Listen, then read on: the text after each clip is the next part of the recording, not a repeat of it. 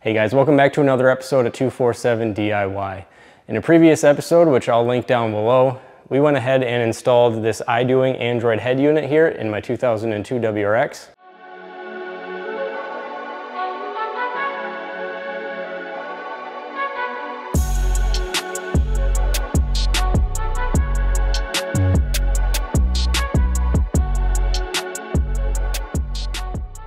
And then after that video was uploaded and I reached out to say thanks to iDoing for sending me out the head unit to do the video on with my WRX. I reached out again and said, hey, I've got a 2012 Forester. I wouldn't mind having an Android head unit in that too if you want to send me one out.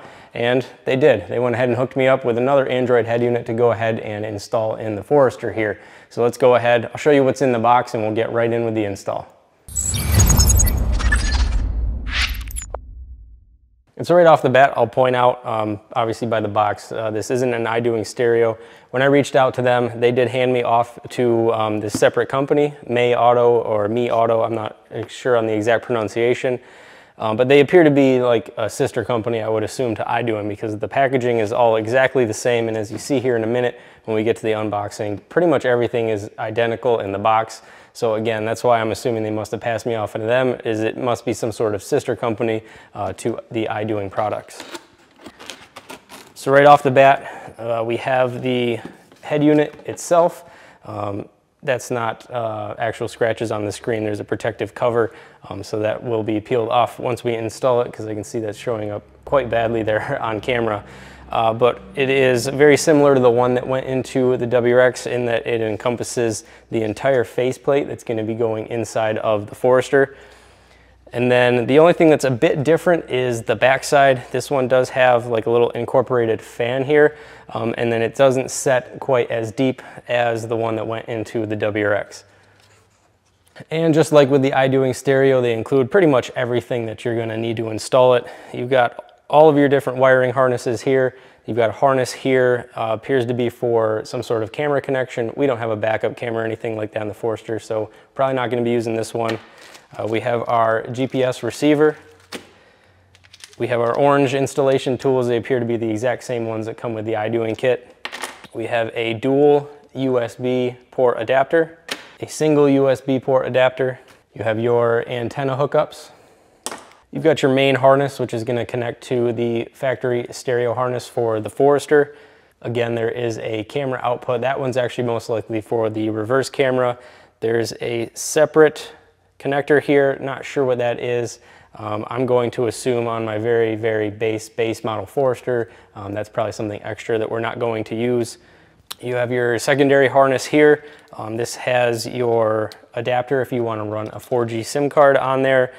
You have your microphone line here, amp if you have an amp.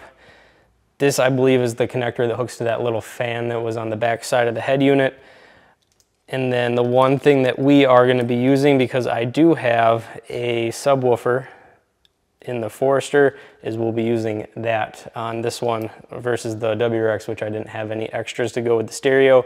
We will be using this subwoofer hookup. And then of course you have your microphone for the Bluetooth calls. I already have one installed in the car. We will take a look at that stereo that's in there right now. I'll talk more about that in a minute, but we'll probably just reuse the one that's already in there since I've already ran the cable and it's already mounted. So the first thing that we need to do is go ahead and get the faceplate off of the head unit here. I've installed this Alpine aftermarket head unit. It's been a great unit. I like the built-in GPS on it.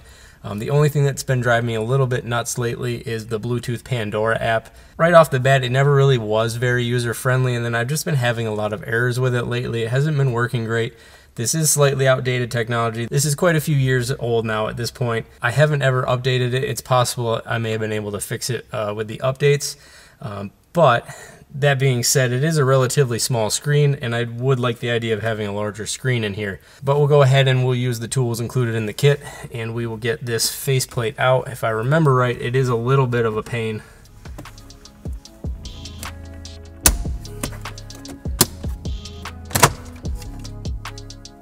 And then very similar to the mounting in my WRX, there's just some screws on some tabs for these brackets that mount to the side of the head unit that hold it into the dash.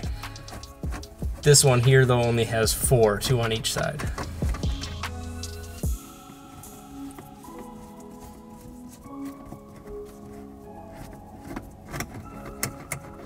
and then the whole unit will slide right out. And we can go ahead and start to disconnect the electronics. We got a ground here on the side, that'll just pull right off. We have the plug-in here for the GPS unit that went to this stereo. We have USB, which goes down into the cubby just in front of the shifter, the main harness, and then the stereo's AV harness, and then as well as the antenna. And finally, our microphone input. So we can go ahead and get rid of the AV harness here.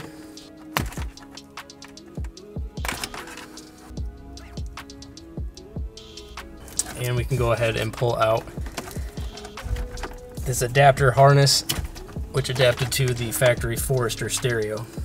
And now I'm going to have to do some figuring on whether or not I'll be able to use the Alpine subwoofer that I have installed that went to this Alpine head unit with this aftermarket unit, because this has a right and a left subwoofer input, and as far as what I saw on the Android head unit, there's only one subwoofer out, so I'm gonna have to try to figure that out. And I'm gonna have to go ahead and do a little bit of figuring out here, because I already pulled this wire off. I can't seem to find the connector that it went to, at least not right now. This was our remote out wire, so I've got to figure that one out. And then we have our other wires here off of this old harness for the old stereo. Probably I'll cut them, but I need to figure out what they are first. This one's easy. This is our remote wire right here. Alright, so like I said, we know that the blue wire was our remote wire, which we are going to need to reuse if the amp's going to function properly. So I've cut that off and we've just left it in place.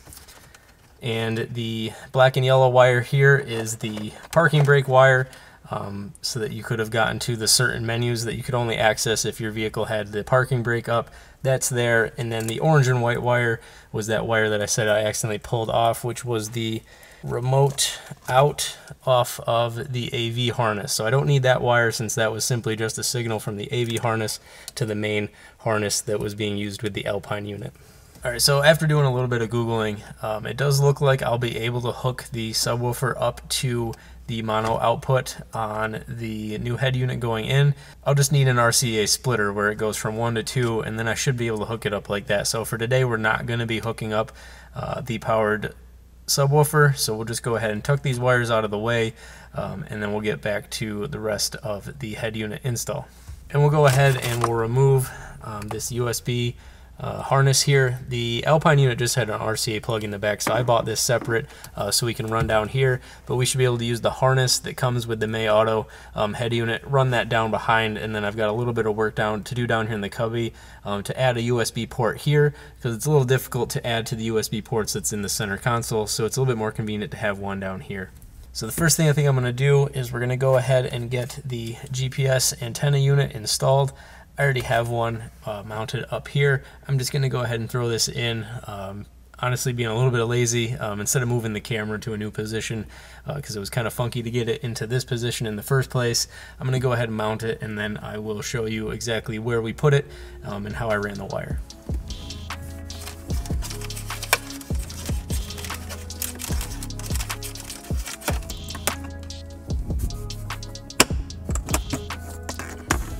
Alright, and so all I did was transfer over this little plastic plug. It sits dead center up on the dash underneath the windshield. I had to make the opening that I cut into it for the Alpine GPS receiver a little bit bigger, because this wiring is a little bit thicker. And then the convenient part is the way this Alpine one works is it actually has a magnetic base, and then you double side tape a little flat metal plate that it sits on up on the dash. So we will be able to use that plate that's up there as a nice clean flat surface to double stick mount this unit down up underneath the windshield.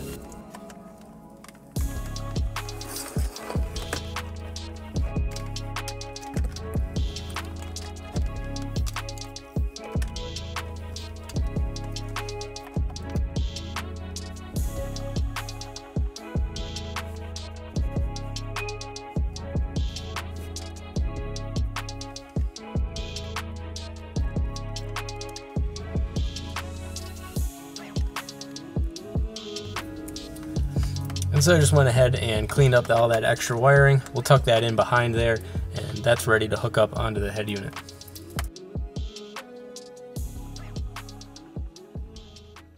Alright, so now we'll go ahead and plug the main harness for the head unit into the harness for the Forester.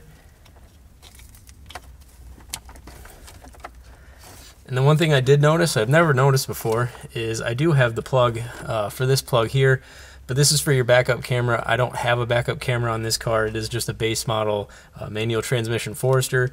That is kind of nice to know that it's there though, in case I ever want to add a backup camera. Apparently it's pre-wired for it. And then all of the remaining wires on this main harness, these are all backup camera related. Everything on here either has a translation. Some of them didn't have a translation, so I just used the Google Translate with my camera on my phone. And these are all camera related. The only thing that didn't have a label was this green wire here, but it's tied right into this harness, and everything on this little separate pigtail is all camera related, so everything else on here I'm assuming is just for your reverse camera. So next we can go ahead and take care of the USB input, and this is the cubby that I was talking about that sits just down here. And previously I just cut a hole and I ran a female USB plug through the hole, and it just kind of flopped around in here. It wasn't the cleanest install in the world, so all I did was get this little adapter here, and it clips right in through a hole that I made. It's not the cleanest looking because the existing hole that I had made for the other one didn't really line up with this round one, but it is down there in that cubby, so you're never really going to see it anyway. So now all I have to do is run the USB down through the opening here and plug it into this, and then we can install our cubby back in.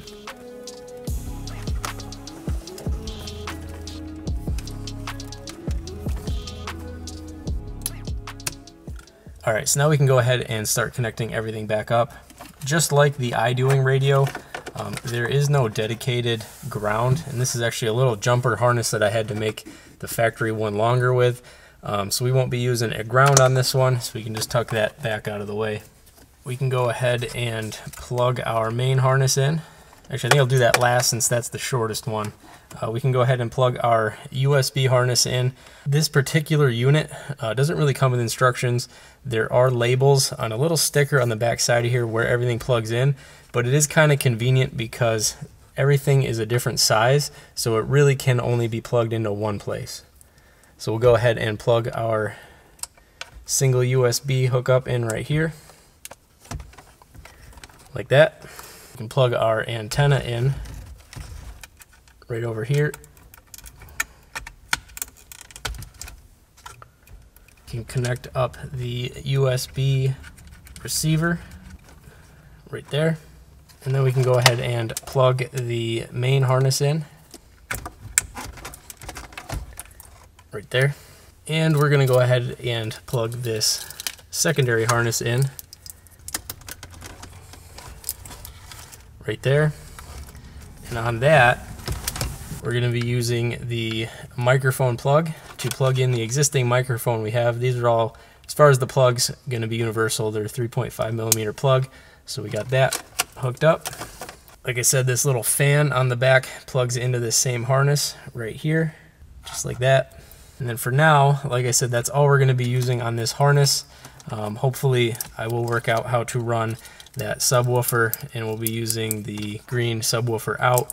And then I'm assuming the amp control will be the remote wire that we put down there. And then I'm not 100% sure, again, as far as the compatibility, because that secondary harness on the Alpine unit, the AV harness, had that remote out that went to the main stereo harness.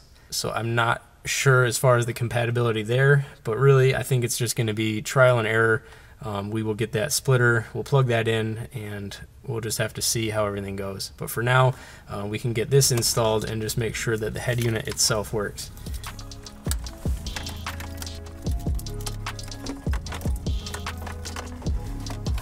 And almost forgot a step. Looks like we have to transfer over our HVAC vents into the new faceplate. And the vents are just held in with little snap clips.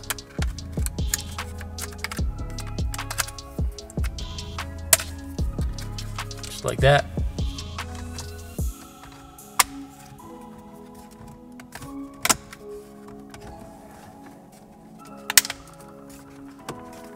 and they snap into place pretty darn well for being an aftermarket piece.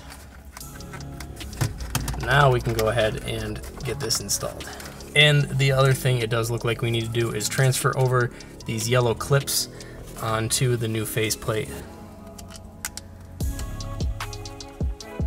Just want to be careful not to break them, but they just pop right off. Try not to send them across the vehicle where you're not going to find them. And then one at a time, we'll just go ahead and transfer these over onto the clips here in the Meiauto faceplate. Alright guys, so forgot to hit record there, actually getting that thing pressed in and set in. The only thing I had to do is on this particular faceplate, where those clips sit down onto the little tabs, they're actually a little bit too tall on this one, and so you just have to take a razor blade and just cut off just a little bit off the tops of them, so when you put those clips on, they actually seat all the way down and grab the little holes in the tab. But once that was done, we got it fit in there. I will say this, as far as fitment, I don't feel it fits quite as nice as the one that went into my WRX, but I still give it a 9 out of 10. It's about as good as you could ask for an aftermarket piece, as far as how well it's molded and fits to the dash. No complaints here. Now I can go ahead and hook the battery back up, and we'll see if this thing wants to power on and work.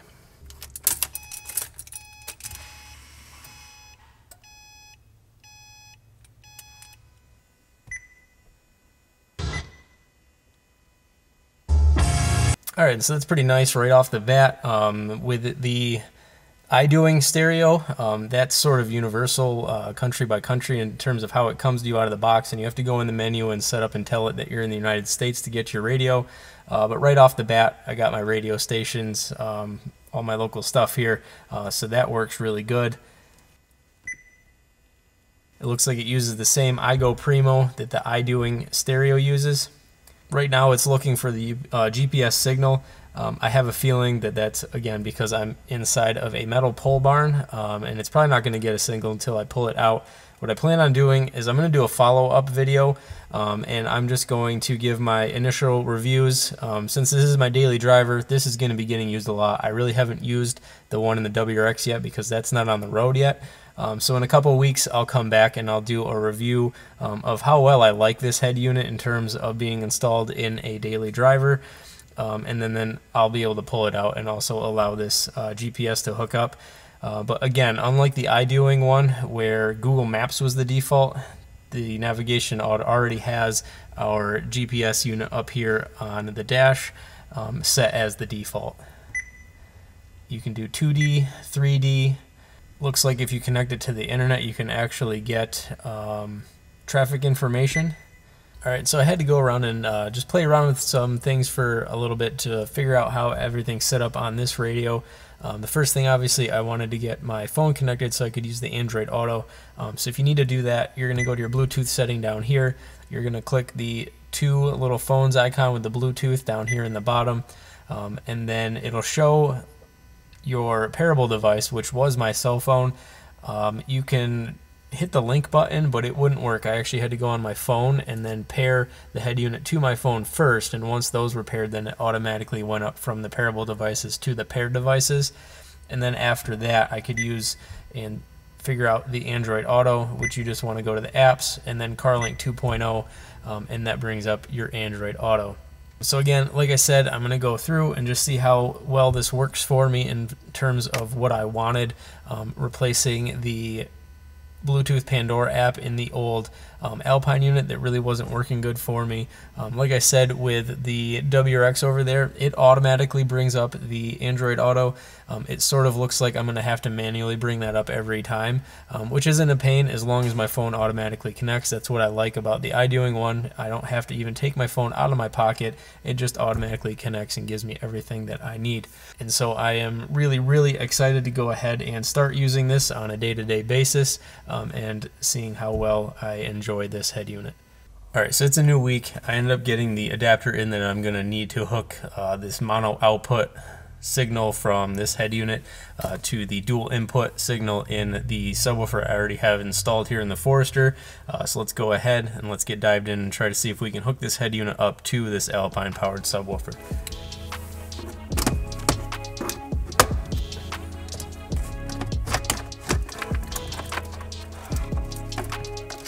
And then this green connector here is the subwoofer out. So we will just take the single end of that connection and plug it in there. We'll find the RCA cables that I tucked down in here.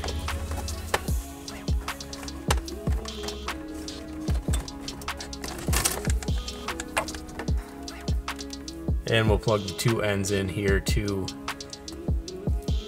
the two inputs into the subwoofer.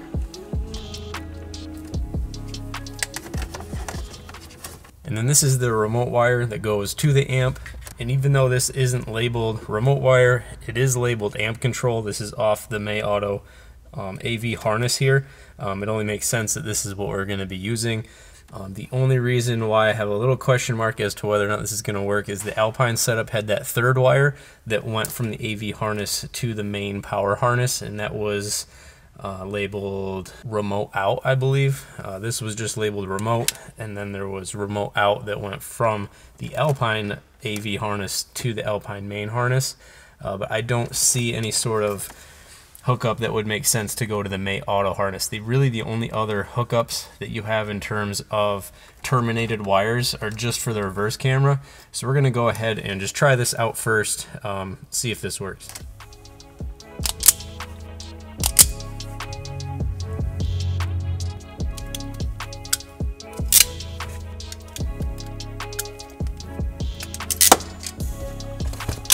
And hopefully that's all we need to get this subwoofer hooked up.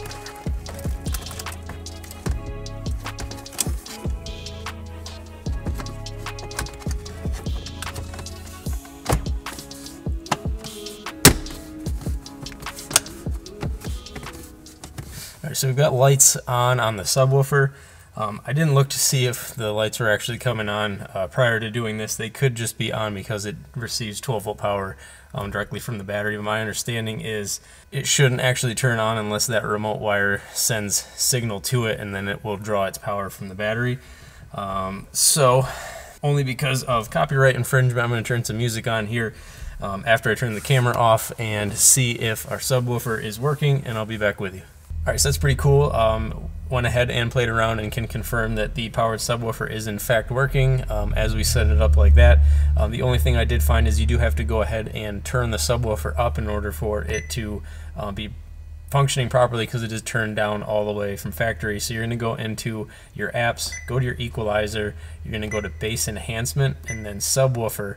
I've already turned the subwoofer volume all the way up, but your subwoofer volume will be all the way down, so I just brought the slider all the way up. It seems to work almost as good as it did before. It seems like it doesn't punch quite as hard, and that might just be because it's just that mono output signal is not quite as great of a dual output signal. I'm not an audio expert. It may just be this type of head unit isn't necessarily geared toward premium audio quality. These Android head units, they are what they are. That is the one benefit you get if you go with one of the larger name brands like Kenwood or Alpine. They generally tend to tweak their head units more towards giving you better sound quality. Like I said, this is a new week since I filmed the actual physical install of this until that part came in. I can say I've been driving around, and for a daily driver and not being like some super audio nerd or anything like that, this is really impressive audio coming from this head unit. Like I said, just sitting here in the car playing around with it, that's really the only thing I've noticed, is it just seems like it doesn't deliver quite as much power through the subwoofer.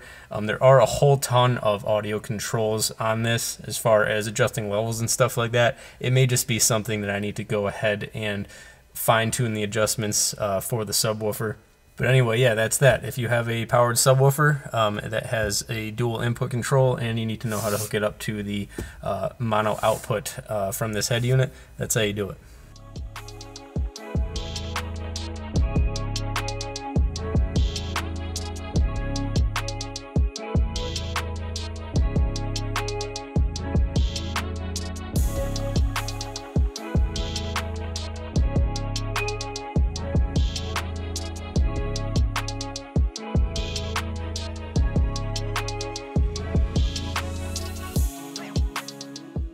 And so that's going to go ahead and wrap this one up, guys. Like I said, I'm going to do a follow-up video probably in like 3 to 4 weeks, just to give you guys my impressions of how much I enjoyed the stereo and how much it fits into my everyday lifestyle. And if by then I've got the supplies and figured out how to hook this subwoofer up, I'll probably do that in the same video. And I obviously have to give a huge shout out to Meiauto for sending the head unit out in the first place, because without them this wouldn't have been possible. And as always, if you enjoyed the video, be sure to hit that like button. Feel free to leave a comment below, and if you're not subscribed already, please consider subscribing. Thanks.